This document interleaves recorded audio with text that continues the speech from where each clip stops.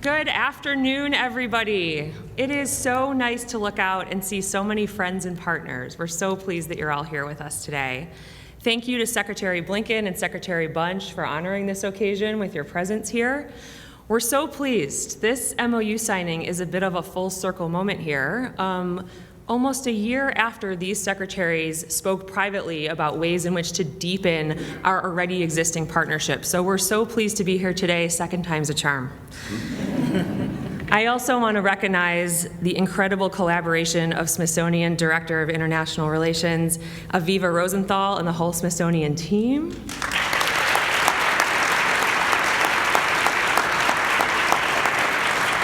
And our partners here at the State Department, the Bureau of Educational and Cultural Affairs, led by Assistant Secretary Lee Satterfield, and the Bureau of Oceans and International Environmental and Scientific Affairs, led by Acting Assistant Secretary J.R. Littlejohn.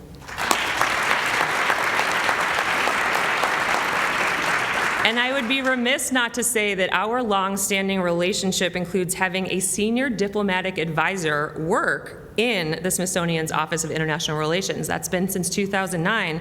So thank you to all the current and former advisors from the State Department that have worked in partnership with our Smithsonian partners. We're so grateful to have your critical connective tissue working day to day to make all of this good work come to life.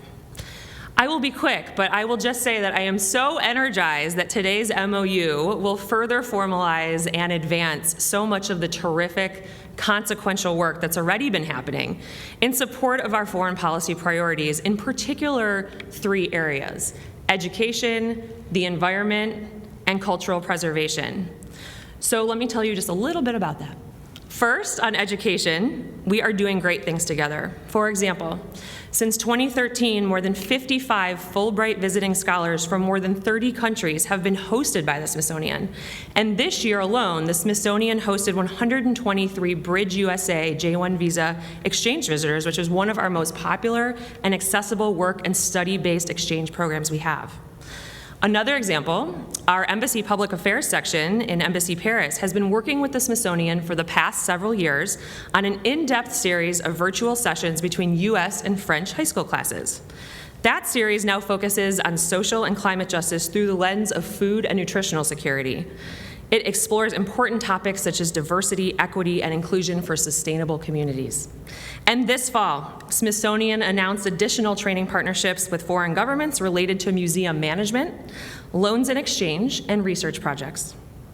On the environment, we are advancing our climate priorities together. For example, in Panama, our public diplomacy section leads a whole-of-mission effort to partner with the Smithsonian's Tropical Research Institute. I might want a job there after this one. And of course, on cultural heritage, preserving culture, art, and history is critical, particularly in places of crisis, a topic we had a chance to talk a little bit about before this signing. Smithsonian has worked very closely with our Bureau of Educational and Cultural Affairs and the Public Diplomacy section at Embassy Kyiv in Ukraine in particular to safeguard Ukrainian cultural heritage. We're very honored to have the Ukrainian Ambassador to the United States here today. Thank you for being here.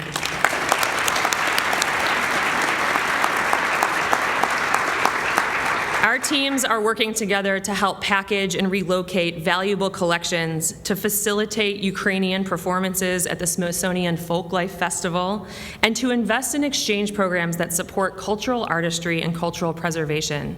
As I was proud to say at an event during UNGA Week in New York about our shared efforts to preserve Ukrainian cultural heritage, it is critical for Ukraine's identity and democracy, and cultural policy is security policy. In that vein, I will just say that not only am I energized but deeply proud of and grateful for the work that Smithsonian and the State Department are doing together through this partnership to promote peace, to promote stability, and to promote our common humanity. Now, it is my great honor to introduce to you Lonnie Bunch, the 14th Secretary of the Smithsonian Institution. As an educator, historian, and founding director of the National Museum of African American History and Culture, and now as the leader of the Smithsonian, Secretary Bunch has helped the world more clearly understand our nation and our shared history. His leadership as secretary and belief in the power of cultural diplomacy has been instrumental in bolstering our work here at the State Department, and we are so proud to have him as a partner. So please welcome Secretary Lonnie Bunch.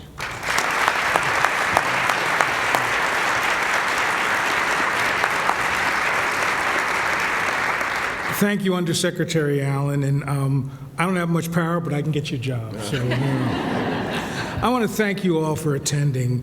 What a tremendous occasion to be here in the Benjamin Franklin Room to formally renew the working relationship between the Smithsonian and the State Department. And to me, it's also a chance to see Secretary Blinken once again, which is always a great pleasure. And I want to say how reassuring it is to know that we can rely on your thoughtful, measured diplomacy to guide us through these especially turbulent times. So we're in your debt. Thank you so much. You know, in some ways, people-to-people diplomacy is a powerful implement in the nation's domestic toolkit. But whether it is in culture, art, science, or education, it is collaboration that makes us more effective. For instance, you take the universal language of music. With support from the State Department, our Smithsonian Jazz Masterworks Orchestra has played all over the world, from Paris to Nairobi to the pyramids of Giza. And since 1967, we've brought music from the world around the globe to the Smithsonian, to the National Mall as part of the Folklife Festival. And Secretary, I know how important it is and relevant music diplomacy is to you, especially because I know you play a mean guitar. And I think that during the past few years, though, we've been hard at work on diverse series of projects in collaboration with our colleagues here in the State Department. For example, the International Visitors Leadership Program, a signature initiative of the Department's Bureau of Educational and Cultural Affairs that fosters intercultural exchange and promotion of American values around the world. Over the past 2 years, more than 900 participants from 145 nations visit the Smithsonian, experiencing our museums, our research, and working with our colleagues. And when the war in Ukraine broke out, the Smithsonian, under the leadership of people like Richard Curran, immediately became involved. Following the leadership of President Biden and Secretary Blinken, we supported the Ukrainian people in a myriad of ways. It began with our Smithsonian Cultural Rescue Initiative, who worked with the state's Bureau of Conflict and Stabilization Operations as part of the Conflict Observatory, monitoring damage to cultural sites. We've also worked to coordinate rapid response advising and logistical support to heritage professionals on the ground. And when 4 Ukrainian Fulbright scholars were stranded in the United States, we moved into action. The Smithsonian worked with the Fulbright office to offer them fully funded academic appointments so they can continue their scholarship here in Washington. Working with communities and governments around the world, we've thought about how does the Smithsonian lead in repatriation and shared stewardships of objects. And in fact, we've realized that the key to the success for the Smithsonian is to be a collaborator. Our efforts have long been led by the National Museum of the American Indian and the National Museum of Natural History. Those efforts, though, have been expanded with our new ethical returns policy and our shared stewardship policy. This is a renewed commitment to collaboration internationally, to make sure the Smithsonian has the highest moral standards and can make sure that the work we do matters and makes everybody better. In some ways, international cooperation and the State Department's expertise were vital in our efforts to tell the unvarnished truth about the transatlantic slave trade. The National Museum of African American History and Culture, a place I kind of care about, we really created a collaborative slave wrecks project that helped recover remnants of a slave ship off the coast of Cape Town. But it's also allowed us to bring a human face to an abstract tragedy. And the international work that we've done with the Slave Wrecks Project has stretched from St. Croix to Senegal, from Brazil to Mozambique. The project embodies what the Smithsonian is all about: using scholarship, collaboration, international reach, and education to better understand our history and share that knowledge for the good of the world. The Smithsonian's National Museum of African Art and the Office of International Relations are working with cultural heritage practitioners representing 8 African countries funded by the Cultural Heritage Center. This exchange program is helping to develop new approaches that prioritize African knowledge in everything from collections management to conservation to interpretation. And during the past 8 years, our partnership with state to support cultural heritage professionals in Iraq has built trust and capacity. We've worked with Iraqi colleagues to deliver workshops in Erbil and assist salvage and recovery work at the archaeological site of Nimrod. Thanks to State Department funding, we're collaborating with the Iraqi Museum in Baghdad, creating an online exhibition that tells the history and the culture that will be available globally. I've been keenly interested in how this agreement has the potential to booster our educational efforts. If past initiatives are any indication, it will enable us to broaden our reach and have tremendous impact. Our Office of International Relations and the Smithsonian Science Education Center work with the U.S. Embassy in Paris to connect nearly 2,000 students in France, in the French overseas territories, in the United States, using 2 Smithsonian curriculum guides about sustainable communities and biodiversity. Students designed their own community actions in response to the program. Efforts like this are crucial because they remind us that there is nothing more powerful than a younger generation seizing leadership in issues that are crucially important. And I'm thrilled to really say this program is now in its 3rd year. But working with the State Department has also expanded the reach of our scientific research, particularly important as we strive to meet the rising challenges of climate change and global biodiversity loss. Smithsonian leadership and scientists like our own Dr. Ellen Stofan, where are you, Ellen? There you are. They've joined with U.S. delegations at major global convening, including most recently COP28 in Dubai. It's crucially important for us to think about how none of these accomplishments, none of these efforts would have been possible without the State Department's leadership and excellent working relationship strengthened by the work of Eva Rosenthal and her talented team in the Office of International Affairs. Ultimately, we're here today because the Smithsonian can better serve the public, whether in D.C. or in the United States or globally, when we don't do it alone. The Smithsonian is this amazing complex of education, of museums, of research, dedicated to the increase and diffusion of knowledge. But unleashing that full potential to do good in the world requires that we work with universities, nonprofits, communities, and governments, and the State Department has made all of that possible. So I am excited to see the impact this collaboration will have on the world. And I'm grateful to Secretary Blinken and the State Department as important partners in this endeavor. And now it is my pleasure to welcome my friend, the U.S. Secretary of State, Tony Blinken.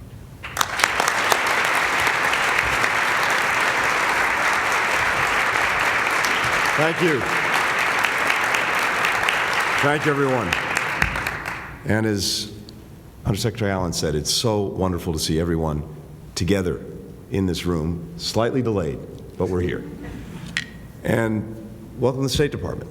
Welcome to the Benjamin Franklin Room. You can see Franklin looking down upon us. Always an inspiration. America's first diplomat, signed and negotiated our first treaty, charted the Gulf Stream, pioneered electricity, gave us our ethos of self-government. Virtually none of these things did he do while sober. So I find him to be a genuine inspiration every day in our activities.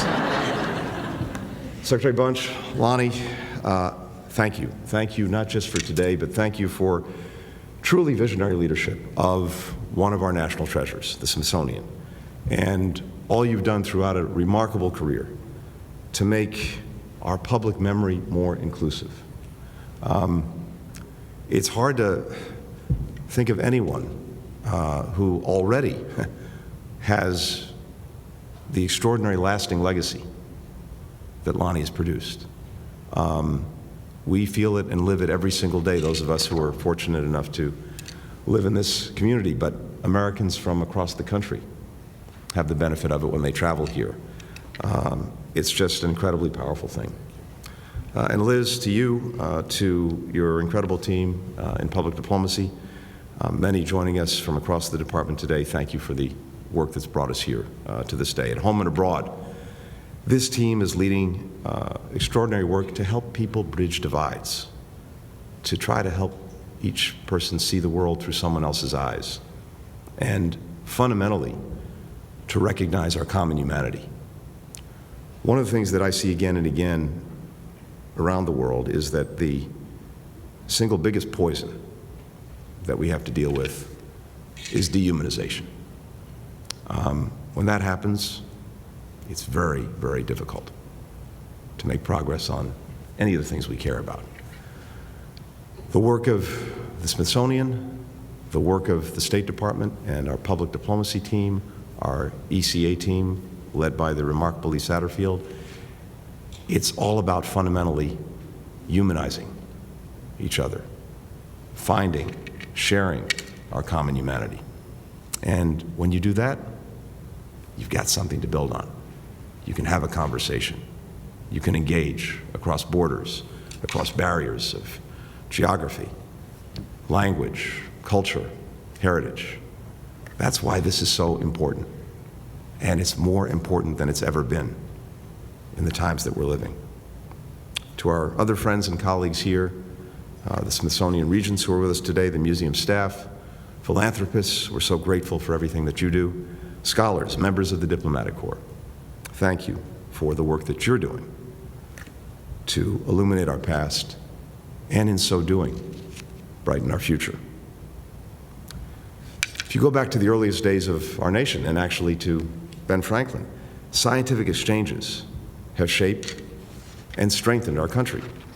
Franklin's portrait reminds us that this is part and parcel of our diplomacy. He was originally, of course, an inventor who was amazed by the work of scientists who were studying electricity in Europe, and he used their findings to help harness the power that we all use today. 8 decades later, as the United States was celebrating its 50th anniversary, an English chemist, James Smithson, was inspired by all that our young nation represented. He wrote in his will that he would leave his savings to the American government to create an establishment, and I quote, for the increase and diffusion of knowledge across humanity. Smithson believed that everything in life should be examined. Minerals found deep in the earth, the chemistry of volcanoes, something very relevant today if you're in Iceland, snake venom. He even tried to find the scientifically optimal method of brewing a cup of coffee. And by the way, Lonnie, I need to go to the Smithsonian to see if the papers are there on that, because I'd really benefit from that every single day, too. Smithson also believed that every scientific discovery, no matter how small, was worth sharing, because he knew that one person's observation could lead to another's revelation and benefit people around the world. We were talking about this earlier. Another thing that struck me in working in this area for 30 years now is I'm convinced for most problems that we're trying to solve, somewhere, someone in the world has probably found an answer. But if we can't share it, if we can't know it, then we're all fated to reinventing the wheel. The power of these connections is something that I've seen time and time again. So this was the fundamental idea at the heart of the organization that he imagined and named the Smithsonian Institution. So here we are nearly 200 years later, and the United States has grown his legacy of scientific exchange exponentially and expanded it to include countless other fields: art, history, cultural heritage, education. Today, and I see this every day, international collaboration is more important than it's ever been, because the biggest challenges of our era, the challenges that Americans have to face, from the warming of our planet to democratic backsliding, they don't stop at anyone's national borders. But time and again, I've also seen that for nearly any given problem, as I said, somewhere someone has the beginnings, at least, of a solution. By bringing together experts, scientists, historians, educators, artists, researchers from all across the globe, we're swapping solutions, we're developing new ones, and we share what we learn with people around the world. That's why for years the State Department and the Smithsonian have joined forces to try to facilitate exactly these kinds of exchanges. That's why we also work together to try to support the next generation of experts by creating school curriculums, developing spaces in our embassies where young people can learn new skills and study English, which, by the way, is probably our most powerful export. Today, we get to celebrate something. We celebrate the next step in a partnership with the Memorandum of Understanding that Lonnie and I will sign in a few minutes that sets out our common vision for the next 5 years. And we start with 4 new initiatives that I just want to briefly touch on. First, the State Department is opening up its Embassy Science Fellows program to Smithsonian scientists so that they can travel the world, share their expertise, whether they're helping to protect marine ecosystems or training local officials how to prevent disease outbreaks. And I want to pause here for a second because there's something else that's very powerful in what the Smithsonian does as it's engaging around the world. It's sharing knowledge, it's transferring knowledge, it's transferring skills. And this becomes an incredibly powerful, self-fulfilling prophecy for countries that benefit from its engagement, as they are then able to develop themselves the next generation of experts in whatever the particular field is. That dynamic that the Smithsonian is at the heart of is one of the best things that we do around the world. Second, we are strengthening our ties, already strong, with the Smithsonian's Office of International Relations by, as you heard, creating a new position for a State Department detailee. So, Aviva, stay tuned. We have someone heading your way. For years, we've had a state liaison who's advised the Smithsonian on his work abroad. We're delighted that Natalie Brown, our former ambassador to Uganda, has taken on this role. Now, we're building out that team by bringing on a second diplomat, Jennifer Harris-Baxter, who will work with Natalie and help facilitate our collaboration on science, on technology, environmental protection, and public health. Third, we recently began a project in Mexico to preserve traditional art forms like weaving and metalworking. Along with our local partners, we'll help artisans market their products and make a sustainable living. That way, they can keep practicing their craft, keeping this culture alive, bringing it into a new century. And we'll use what we learned in Mexico to continue similar efforts around the world. Finally, we're launching a new international exchange program called Cultural Heritage Forward. This initiative will bring together experts from museums, from governments, from cultural organizations, and community groups who are building more inclusive museums. Whether they're helping to return artifacts to their rightful owners under international agreements, or working to accessibly provide information about their museum's collections, these practitioners will be able to share their best practices for preserving cultural heritage and lifting up stories that have been left out of the spotlight. And I think we know from our experience, these stories are among the most powerful things that we have and that we can share. Narrative is so vital for actually reaching people, not only in their heads, but reaching them in their hearts. And this, too, is the work that we're able to do together, the Smithsonian and the State Department. In the years to come, the Department, the Smithsonian, will continue working together and, with our colleagues across the globe, grow these programs, expand other exchanges, develop new partnerships. As we do that, we will keep realizing James Smithson's vision of an increase and diffusion of knowledge, benefiting Americans, benefiting people around the world. So thank you to each and every one of you for being here today, for making this day possible. As I said to Lonnie earlier, this is an important day, but the 364 days that follow will really be important as we actually get to work on implementing the agreement we're about to sign, which we will do now. Thank you.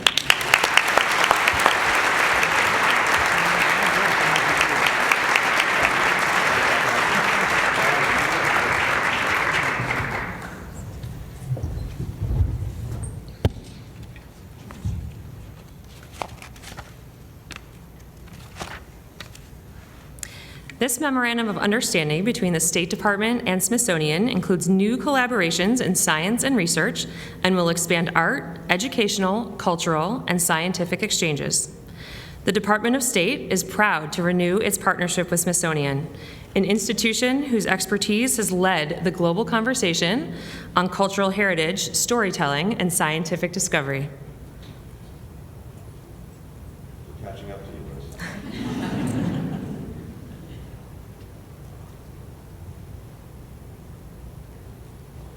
Please join me in a round of applause.